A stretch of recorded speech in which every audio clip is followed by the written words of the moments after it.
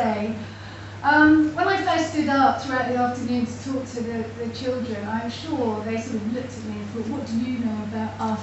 How do you know what we're going through? You know, some of them come from difficult families, difficult situations, haven't been used to the schooling that they're receiving here now.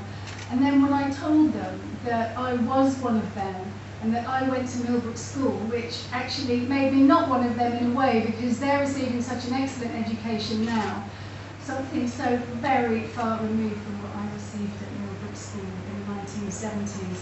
I left at the top of my primary school, and my parents used to be so pleased when they went to open evenings. I wanted to be a doctor, and the teacher said, oh, she'll have no trouble being a doctor, she's top of the class, she's leaving top of the school. And then I arrived at Millbrook. Oh my goodness. It was such an eye-opener. My mum hadn't told me much about the birds and the bees or anything like that. And it was a school rampant with hormones and no discipline. There was a shock to the system and no aspiration, no encouragement. I went in there and said, I want to be a doctor. And they said, it's called hairdressing. It really was that sort of environment. And slowly but surely, my ambitions just went out of the window. I can remember us being in classes, throwing furniture around. We locked a fashion teacher in the cupboard. We threw one over a bush. And this was normal sort of behaviour. We literally, I remember her name actually, we physically lifted her up, about 8 of us, and threw her over. And that was, it wasn't acceptable, but it was sort of normal behaviour. And as I say, my aspirations went completely down the pan. I was in the top set and left with 1 O level. I can say O level to this audience. I was saying GCSE to the children earlier on. I left with 1 O level in English language purely because I read a lot and all my education came from home. Yes, I can't tell you the horrors that went on here. And so I said to the pupils this afternoon, you are so very, very fortunate to be being offered this amazing opportunity where even if things are difficult at home, the teaching staff here are amazing. They really care about you, they want you to succeed.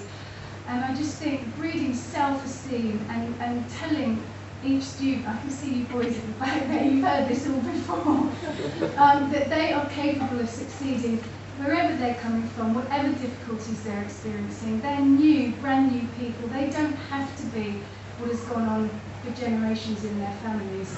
I'm angry every time I come back here and go and drive around the Millbrook estate. There's been hardly any investment in this part of town for nigh on half a century now, and that makes me so very, very angry for the people that live here. And I'm proud to say I went to Millbrook School. I'm not proud of the education I had there. Fortunately, I had amazing, very, very decent parents who thrust books at me as soon as I was born.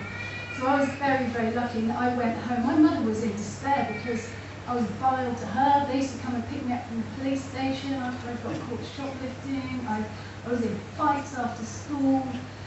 I won't even tell you half of what went on, but my mother just was in despair. She couldn't believe that this promising pupil turned into this vile teenager.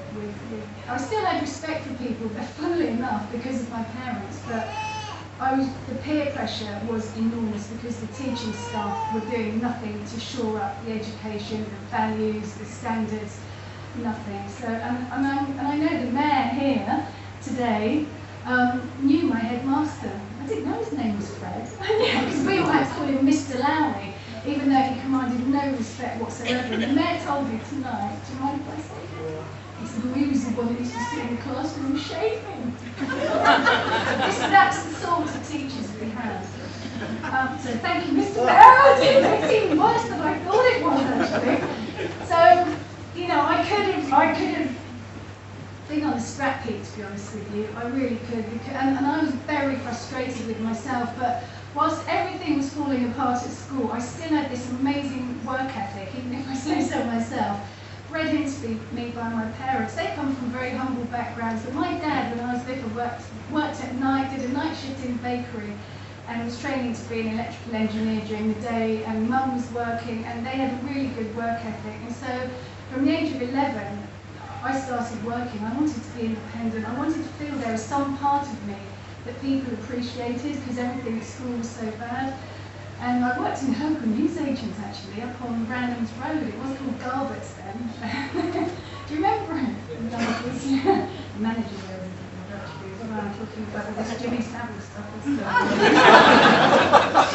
Those things went on quite a lot in the 70s, particularly.